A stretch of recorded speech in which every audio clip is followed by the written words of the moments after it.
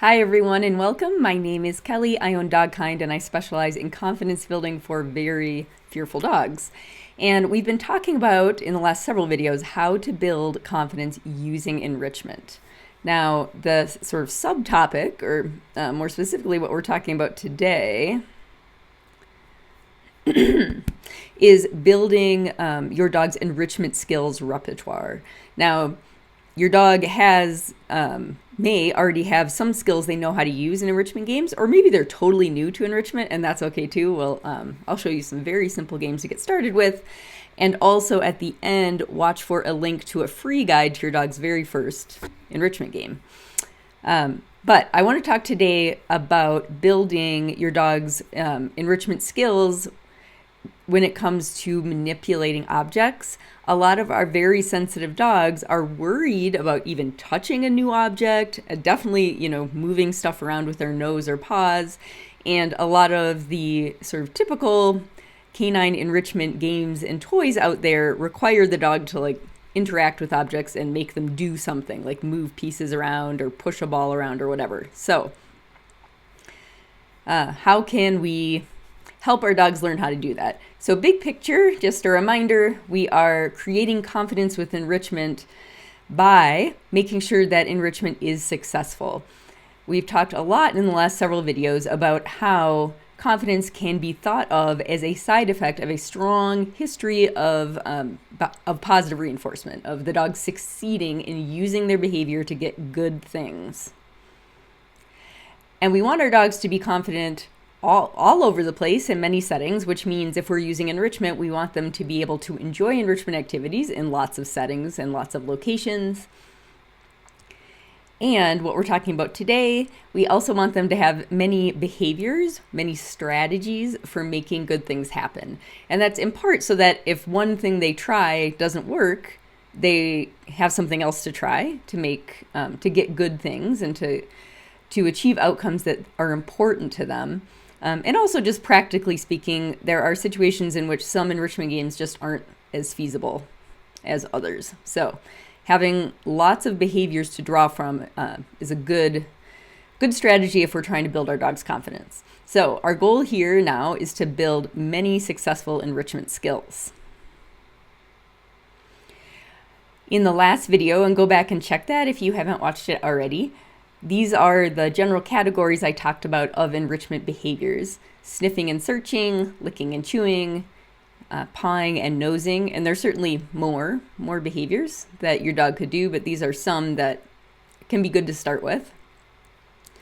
And the examples I want to show you right now are ways to get your dog pawing and nosing objects, to manipulate objects. Because just like this photo on the left here, most dog enrichment activities do require the dog to do something to an object usually with their nose or paw, in order to produce treats. Oops, sorry about that. So Pancake volunteered to show you some ways that you can get this started with your dog.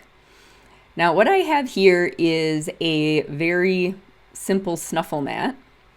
And you need to make sure that your dog knows what a snuffle mat is, knows that usually food is there, and is totally happy approaching and nosing around in the snuffle mat to get food before you add anything to it. But here I am showing you a pretty small step in the direction of manipulating objects. This is a very small barrier or obstacle here. The light green or yellow square on top of the snuffle mat is actually a quarter of a licky mat.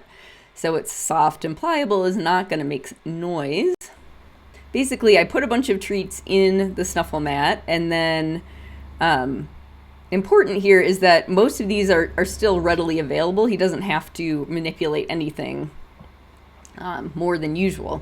But you see he just easily noses aside that little piece of licky mat.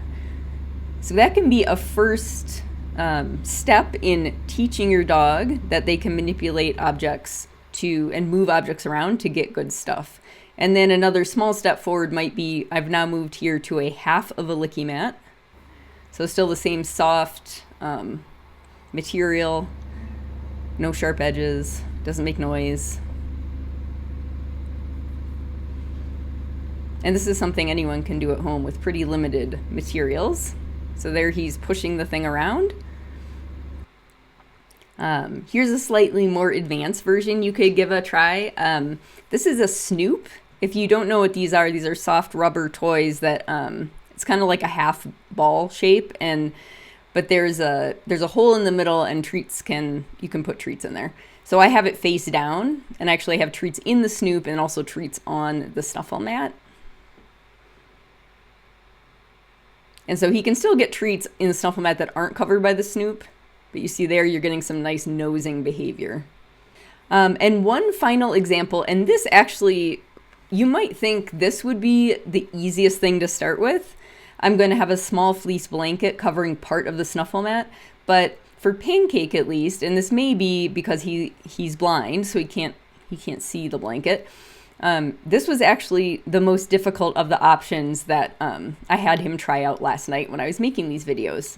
So again, I'm sprinkling treats in the snuffle mat, and I'm just going to cover part of it. Remember, I still want some of the treats to be really readily available, continuing with our theme of easy wins, always lots of reinforcement for even trying stuff out. But you see here, he's actually accidentally covering more of the snuffle mat with the blanket as he works with it. So that's for him what made it more difficult. But again, it's something soft and doesn't make noise that he can manipulate and move around to get the treats. In a later video, I will show a snuffle ball example too, which are extremely popular with my students right now. So if you would like to work with your extremely sensitive dog and teach them that they can manipulate items in their environment to get good things, I would start with something very easy to get food from, like a snuffle mat, a lick mat, or maybe a snuffle ball. And when they are readily approaching that and eating food out of it, and it's really easy for them, add small obstacles and make sure that some of the treats are still available sort of the same level of difficulty as they were before you added the obstacles. That's why I only covered part of the snuffle mat with a blanket or with those pieces of licky mat. You want them to still, encounter good things, treats, positive reinforcement, just for giving it a try and approaching the item. So when the snuffle mat or lick mat is easy, add those very small obstacles, usually soft material, something that won't make noise when they move it. And then only very slowly increase the size of the objects you're using to cover the licky mat or snuffle mat, and vary the shape too to give them some more variety. All right, let me know if you give this a try. I'd love to hear how it goes. If you don't already have this free guide to your Fearful Dog's first enrichment game, go to dogkindtraining.com/fun, and you'll get, it's a PDF guide with a linked video lesson on how to get your dog started with enrichment. I hope you enjoy that. I'll be back Sunday morning at 10 a.m. Pacific to talk about adding more movement to your Fearful Dog's enrichment games. All right, folks, have a great rest of your day.